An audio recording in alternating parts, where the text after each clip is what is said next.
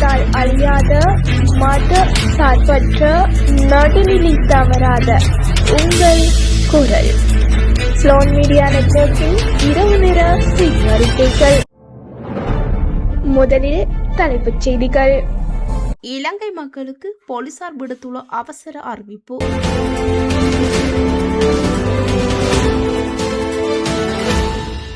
கிளிநொச்சி மாவட்டத்தில் டெங்கு நோய் பரவல் அதிகரிப்பு.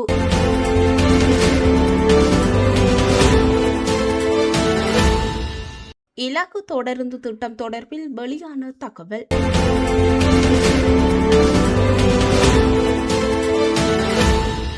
அந்நிய செலவாணி கையிருப்பு வீழ்ச்சி.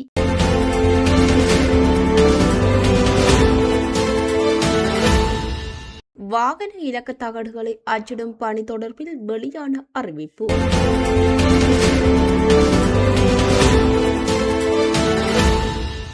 வளிமண்டலவியல் திணைக்களம் விடுத்துள்ள எச்சரிக்கை.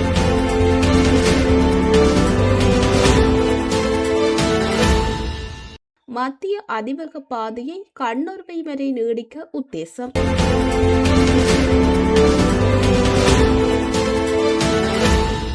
ஃபிஃபா உத்தியோகபூர்வ முகநூல் பக்கம் முற்றுகை. ஃபிஃபாவை தனிமைப்படுத்தும் ரசிகர்கள்.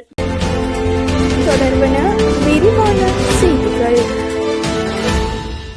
சட்டபூர்வமான வருமான வழி இல்லாமல் திடீரென அதிகளவிலான சொத்துக்களையும் ஆடம்பரமான வாழ்க்கை முறையையும் கொண்டிருக்கும் நபர்கள் குறித்து இலங்கை போலீசாரும் குற்றவியல் விசாரணை திணைக்களமும் தீவிர கவனம் செலுத்தி வருகின்றது.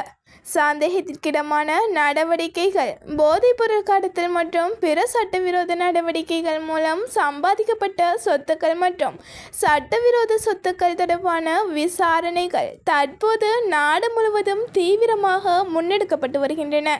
எனவே சமூகத்தின் நலனை கருத்தில் கொண்டு சந்தேகத்திற்கிடமான நடவடிக்கைகள் தொடர்பான தகவல்களை உடனடியாக போலீசாருக்கு அறிவிக்குமாறு குறிப்பிட்டுள்ளார்.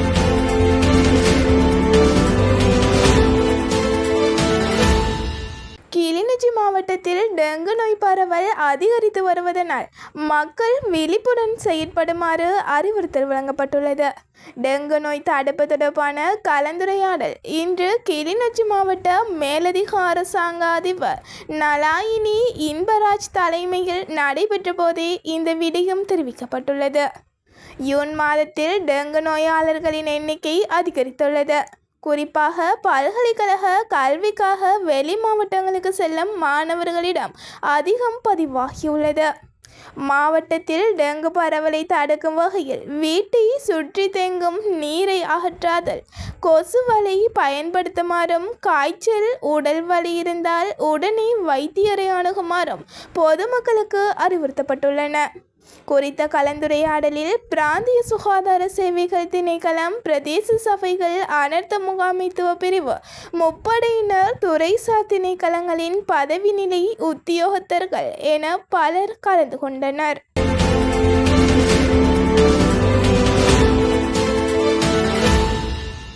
கொழும்பை மையப்படுத்திய இலகு தொடர்ந்து போக்குவரத்து திட்டத்தை நடைமுறைப்படுத்துவதற்கான சாத்தியக்கூறுகள் மிக குறைவாகவே இருப்பதாக போக்குவரத்து அமைச்சர் பிமல் ரத்னநாயக்க தெரிவித்துள்ளார்.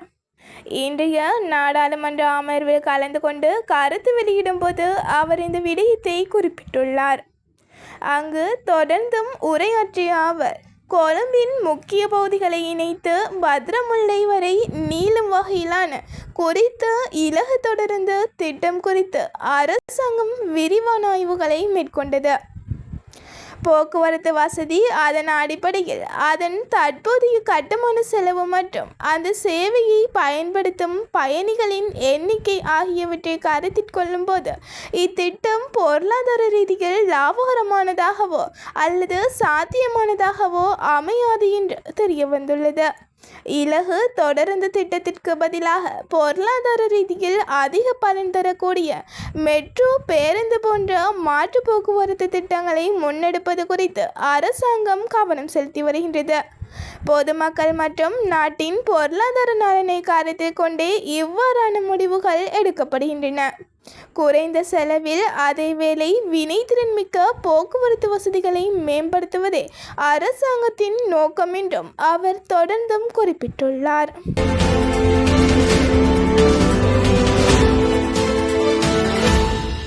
ஜூன் மாத இறுதியில் மொத்த அதிகாரப்பூர்வ அந்நிய செலாவணி கையிருப்பு $6,450 மில்லியனாக வீழ்ச்சியடைந்துள்ளது. மத்திய வங்கியினால் வெளியிடப்பட்டுள்ள அறிக்கை ஒன்றின் மூலம் இந்த விவரம் தெரிய வந்துள்ளது. கடந்த ஏப்ரல் மற்றும் மே மாதங்களில் நடப்பு கணக்கில் பற்றாக்குறை பதிவாகியிருந்தது. செலாவணி கையிருப்பு மேலும் ஊக அடிப்படையிலான வணிக கோரிக்கையை கட்டுப்படுத்த மத்திய வங்கி நிகர அடிப்படையில் அந்நிய செலாவணி கையிருப்பை சந்தையில் விற்றது. அதே நேரம் ஜூன் மாதத்தில் மத்திய வங்கி சந்தையிலிருந்து நிகர அடிப்படையில் 70.5 மில்லியனை கொள்வனவு செய்திருந்தது. முந்தைய மாதத்தில் பெறப்பட்ட IMF கடனில் கணிசமான பகுதியை அரசாங்கம் செலவழித்ததே கடந்த மாதத்தில் அந்நிய செலாவணி கையிருப்பு குறைந்ததற்கு காரணம் என்றும் தெரிய வந்துள்ளது.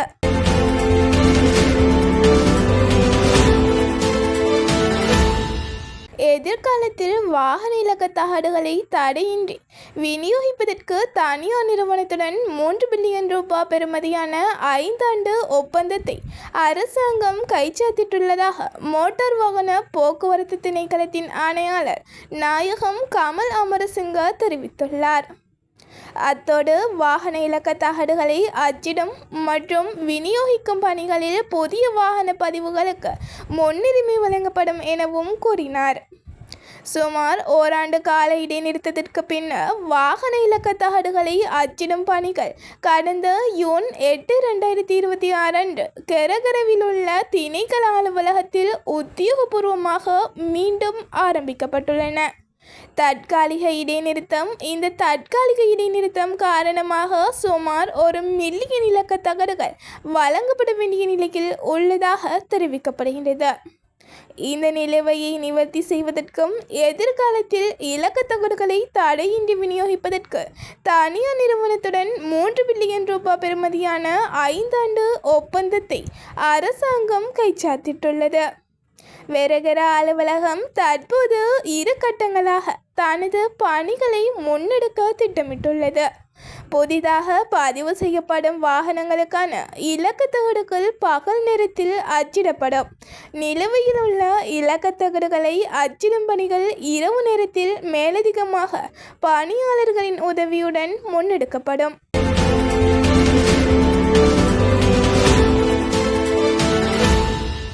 மத்திய சப்ரகமுவ வடமத்திய மாகாணங்கள் மற்றும் புத்தளம், ஹம்பாந்தோட்டை, மன்னார், திருகோணமலை மாவட்டங்களில் பலத்த காற்று வீசக்கூடும் என வளிமண்டலவியல் திணைக்களம் எச்சரிக்கை விடுத்துள்ளது.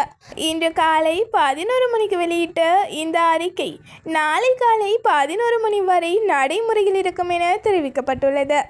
பொதுமக்கள் விழிப்புடன் இருக்குமாறு தீவிரமான தென்மேற்கு பருவமழை நிலவுவதால் மத்திய சப்ரகமுவ வடமத்திய மாகாணங்களிலும் புத்தளம், ஹம்பாந்தோட்டை, மன்னார் மற்றும் திருகோணமலை மாவட்டங்களிலும் அவ்வப்போது மணிக்கு சுமார் 40 தொடக்கம் 50 கிலோமீட்டர் வேகத்தில் பலத்த காற்று வீசக்கூடும். பொதுமக்கள் விழிப்புடன் இருக்குமாறும் வளிமண்டலவியல் திணைக்களத்தால் வெளியிடப்படும் மேலதிக அறிவுரைகளை கவனத்தில் கொள்ளுமாறும் கேட்டுக்கொள்ளப்பட்டுள்ளனர்.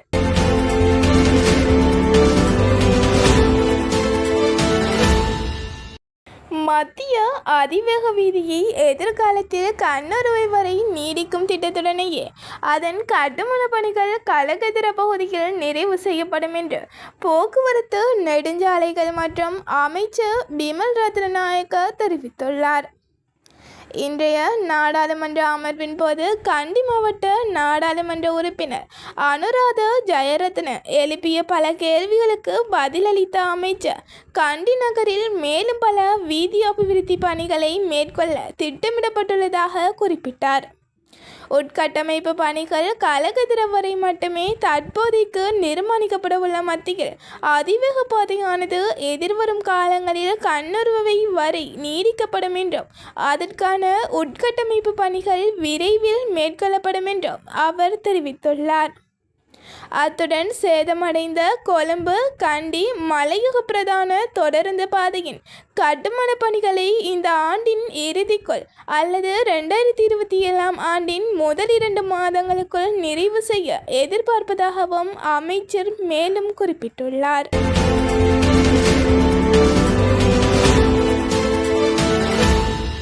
ஃபீஃபா மீது உலக ரசிகர்கள் கொந்தளிப்பு. முகநூல் பக்கத்தை எக்ரி ரியாக்ஷன்களால் நிரப்பும் போராட்டம்.